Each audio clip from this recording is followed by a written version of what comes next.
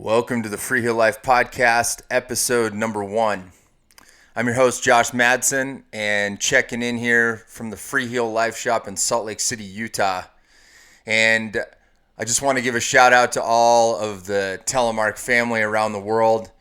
I've wanted to do this podcast for quite a number of years and actually had the gear sitting around here at the shop for probably 2 years now, collecting dust, and just couldn't quite pull myself to set it up and get it going. Mostly just because I didn't want to start this thing and not keep it going. I feel like a lot of cool podcasts I've listened to in the past, they end up starting and not necessarily continuing. So I wanted to make sure that we could have a nice setup here and that it could be something that we do every week or, every couple weeks. At least keep it frequent, because there is quite a bit going on in the Telemark world, despite what people may think out there. That seems to be the most common question when people come into the shop here in Salt Lake City is a lot of people that are first finding us, they ask us if Telemark is dead. And I always like to reassure them that Telemark is definitely not dead, and I know that there's thousands and thousands of you guys out there that love the Telemark turn, love the history, love everything that it's about, and I'm definitely one of those in that camp. Just to kind of give you a little background on myself, and kind of maybe who I am. Maybe you're just coming across this for the first time, and this is more or less just kind of an intro podcast to kind of let people know what I'm hoping to accomplish with this and what kind of stuff we're going to be talking about and whatnot. But first off, I wanted to kind of introduce myself. My name's Josh Madsen, and I started telemarking in 1993 when I was about 14 years old. And the way that I got into telemark skiing was I had just moved to Salt Lake City and was in junior high school and was curious about, I had just started skiing a few years before that in Vail, Colorado. And by the time we moved to Salt Lake a few years later, I started seeing these cross-country looking guys going down the hill, and I was super intrigued by it. So back then, this is more or less pre-internet, so the way that you found information a lot of the times was you went to the library, and so there was a library across the street from my junior high school, and I thought that might be a good place to start. So I went over there after school one day and filed through. Those of you that are old enough to remember the Dewey Decimal System, you remember the little cards you had to flip through to kind of find out where a book was. And I came across a book by Steve Barnett called Cross Country Downhill, and proceeded to find my ways through the aisles of the Holiday Library and found this book with this hippie looking dude on the front with his arms raised up and making a telemark turn. And I started reading that book and kind of studied up on it and checked it out of the library. And I'd kind of pre-planned a little bit because I knew that there was a pair of skis that were in my garage that my father had purchased sometime in the 80s. They were Fisher Europa 99s. The blue ones, if you are old enough to remember that stuff, because there was a green pair. And aluminum edges and double camber. And there was a pair of Solo Snowfield boots. So I kind of put that little setup together, and the poles were actually pretty funny too. They probably matched kind of what was in the book. They were Excel poles, kind of this green fiberglass with these ginormous yellow baskets. I thought it was pretty cool. They were 210 centimeter skis, and I was probably somewhere in the realm of a whopping 5'7" or something like that. So I took that book and put it in a backpack and went up to Brighton night skiing. And I remember getting on the double lift called Majestic and taking these first couple laps. I'd pull the book out on the lift, sort of read through it. I'd get to the top of the lift, and then I would proceed to try to make these very angular type turns that I was trying to look in the book. And I think that's the funny thing thinking back is when there's no motion to these illustrations, you're sort of trying to figure it out. And I use the word angular because at that time it seemed very much like you kind of made a triangle with your feet, kind of stabbing one point of the inside ski and almost into your boot into sort of a triangular formation, then sort of pressured that front foot and tried to sweep that other leg into the full telemark turn and then hopefully go across the fall line. But it was hard and I fell a lot that first night. But I remember that I was hooked from the beginning. I think it was the difficulty of the turn, and it just seemed so cool. You know, looking back, it was a little bit funny because it wasn't until probably a decade later I didn't understand the idea of the double camber ski. It kind of, for those of you that don't know what a double camber is, it sort of makes a really large camber underfoot that was used to put kick wax on. So it was very Nordic style that way.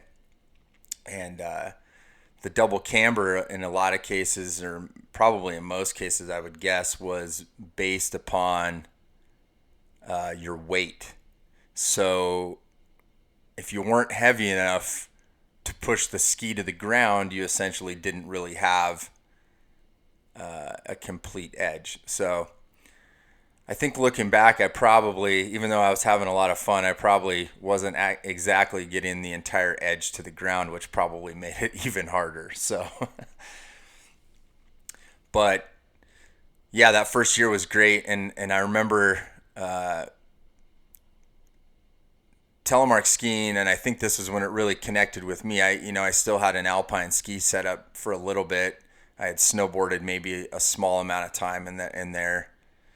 And I remember at one point just saying to myself, I'm never going to get this unless I just fully commit to it. And, as a 14-year-old kid, I think that meant a lot to me. And I still remember to this day. It's kind of funny, thinking back, but that was kind of one of those first things where I was like, I'm all in. I'm all in, and I got to do this. And I realized that this turn wasn't going to make a whole lot of sense unless I fully did it. Much like when you're learning how to telemark ski, it's crucial that you don't kind of half-ass that turn. You're not sort of shuffling your feet slowly trying to get into the turn. But generally, there's more success if you just commit to that turn all at once. And so that was the year I basically ditched the alpine skis right off the bat in 93, and I never went back. And I've been a telemark skier ever since. And never get on alpine skis, and I never get on a snowboard. And, in all honesty, it's probably a little bit of pride trying to keep that streak going these days. But I don't see myself going back. And it's become something a lot more than just something I kind of did as a kid and on the weekends. And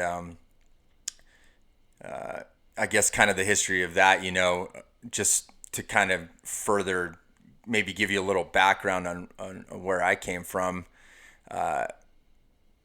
In the early 2000s, I started telemark skiing and there was some telemark ski movies going on, and did that for a while as an athlete.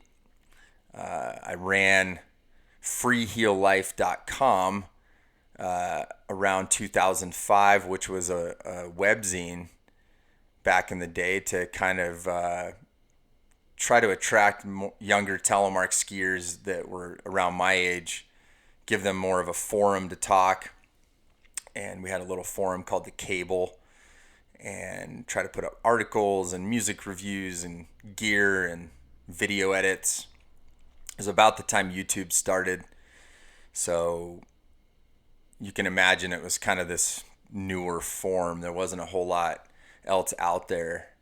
Telemark Tips was going on, and I, as a young 20-something, thought we needed a different voice for the young people. So I started freeheellife.com and kind of ran that for a few years. Eventually that led into making some telemark ski movies. Some of you may have seen those. Had a company called Lipstick Films. And then I put out the rest of my movies, I think 4 of them, under the Telemark Skier magazine banner while I was the editor there from 2009 to 2012. And then 2012, I became the owner of Telemark Skier magazine. And then in 2014, we opened the Freeheel Life Telemark shop here in Salt Lake City, Utah. So that's kind of a brief synopsis of where I came from. The bottom line, I absolutely love telemark skiing, and I love everything that it's about. I love how hard it is. I love how much of a craft it is.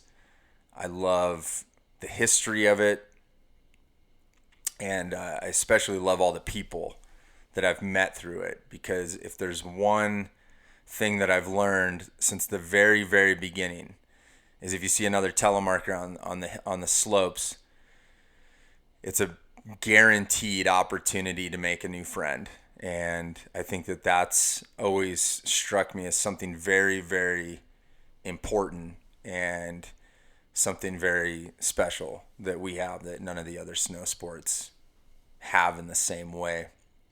And no matter where I've traveled around the world, telemark has always been a common language, and it's almost a guarantee that you can sit down and have a conversation about how somebody got into telemark, and most importantly, that moment they first linked their first turns. And I always say it's kind of a steep pay-in to get to that point where you're linking turns, but once you're there, all of us remember it, and all of us remember why we got into it from that point. And it's something that's super special. So the point of this podcast, you guys, is I wanted a way to sit down and talk, get some ideas out. I get to share a lot of ideas here with my shop customers and my employees here. And this, I think, will give a better opportunity to kind of share some of the stuff that's happening. Everything that we see in the shop, from broken gear to new ideas that are coming through here, the way we're utilizing our gear, things going on in the telemark world, whether it's events, letting people know what's out there. Definitely going to have some guests on here. People come through town all the time, and I'm always, for years I've thought, man, I just need to record these conversations, and because they're things that I want to share with other people. And I think you all would hopefully you'll enjoy hearing from some of these other folks that are, pushing telemark in their areas, or some locals here in Salt Lake. There's a ton of really cool history around here, to news and the media, things we're up to and whatnot. So I don't think at this point, I don't think there's really going to be a format per se of, hey, every time you tune into this podcast, it's going to be one thing, and there's always going to be a guest or whatnot. I think we're just going to kind of keep it loose and From that point, we can kind of see what works and what doesn't. And hopefully you guys dig it out there. So with that said, as we kind of get this thing going, one thing I would love to open up for you guys, I haven't set up an email quite yet. So for now, for the podcast that is, but for now, if you want to send any comments about what you're hearing, or maybe questions you want us to answer or want me to answer as we kind of move forward, I would love to have questions from you guys. So you can email me directly for now until I get a podcast email set up. It's just Josh, JOSH, at freeheellife.com.